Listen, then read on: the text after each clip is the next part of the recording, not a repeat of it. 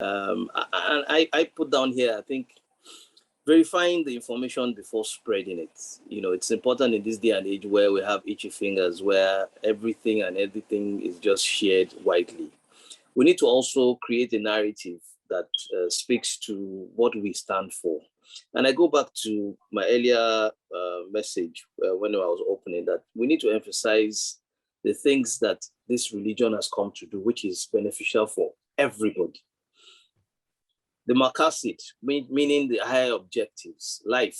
Islam comes to protect your life. Islam comes to protect your deen or your religion or your way of life. Islam comes to protect your intellect. Islam comes to protect your lineage. And then the fifth one is Islam comes to protect your wealth.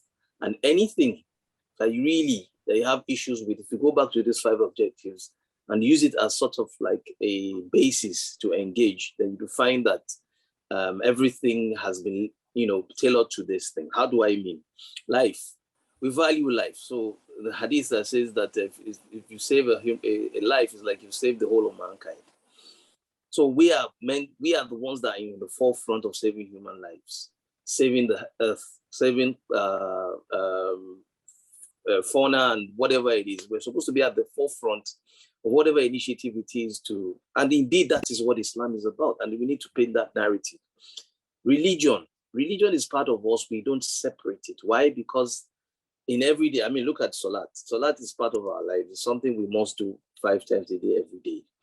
And we need to let the other side, or I don't like to refer to the other side, but you see, in reality, a lot of the religions that are more popular in the world have, whether it is the spiritual side of it and the ritual side of what they do, whether it is going to meditation for the Buddhists, or you do no harm in terms of whether it's Hinduism and all of that, and even in Christianity, which should be similar.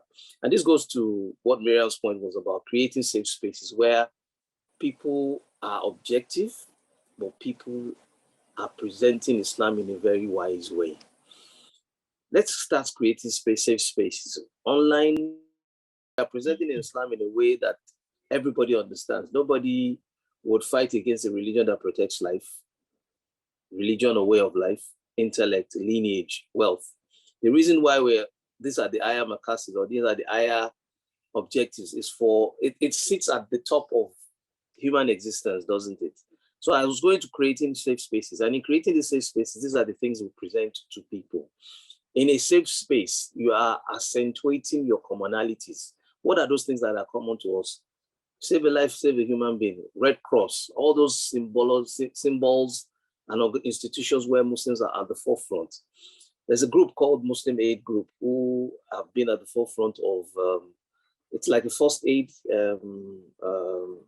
organization, and they've been doing fantastic. But because some of these narratives get lost in some of the chaos that we have, we don't seem to be able to project some of these things. We have to project Islam in a wise way. When you create your safe space, whether it is in conversations or in discussions or in, as Miriam has said, welcoming them to the masjid to understand that, okay, this is how it is. Some people still have this concept that where we are facing, there's some idol there. You need to, and no matter what happens, even though at the Kaaba every year, once a year, the place is open for public viewing, everybody sees what's going on, but still people believe that there's something else there. We need to demystify some of the things that people have come to understand. Misconceptions also is a place where safe spaces will address. What are the commonalities? Let's accentuate it. What are those things that are our differences? Let's agree that these are our differences.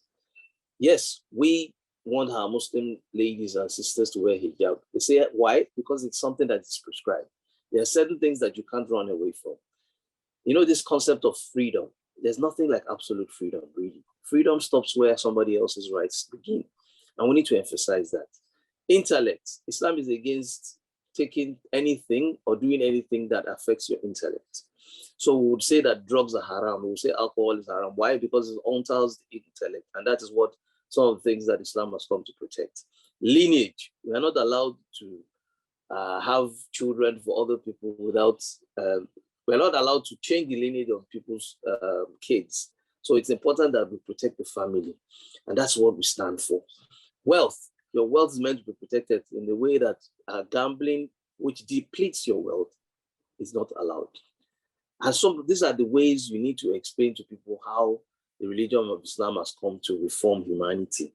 So it is so important that we create safe spaces, project Islam in a wise way. On social media, we need to be exceptional. It's not easy. I know there's a lot of chit chat around, but I think, first of all, start with verifying facts. Secondly, focus on the facts and not emotions, right?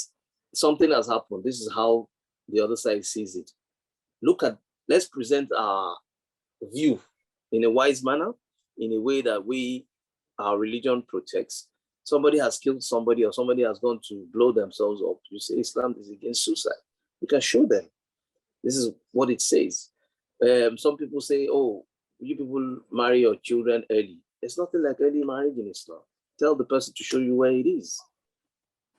So there are a lot of misconceptions that we need to clear up. And I think in the day and age that we live in, I think going forward in creating safe spaces is a way of doing it. Indeed, what we're doing right here is the hope is that we are presenting an alternative narrative that we feel is true. And what Miriam said is so key, that it seems as moderate Islam is disappearing. Everybody's to one corner. Is either this is so liberal as to drop all the laws and the regulations that the religion has come with, or it is so extreme that everything is in extreme. That's where you find, oh, you want to open your masjid and you force every person, Muslim or not, to wear the hijab before they enter the masjid. It's not, it's a program that you're doing. So you need to do it with wisdom. You need to do it because, and it's funny that in the Quran, it says that we are the ummah of the middle course, right? We are neither extreme to the left or to the right. We are not liberal, nor are we extremists. That label that has been given to us needs to be broken. The way it can be broken is by creation of safe spaces. Indeed, safe spaces.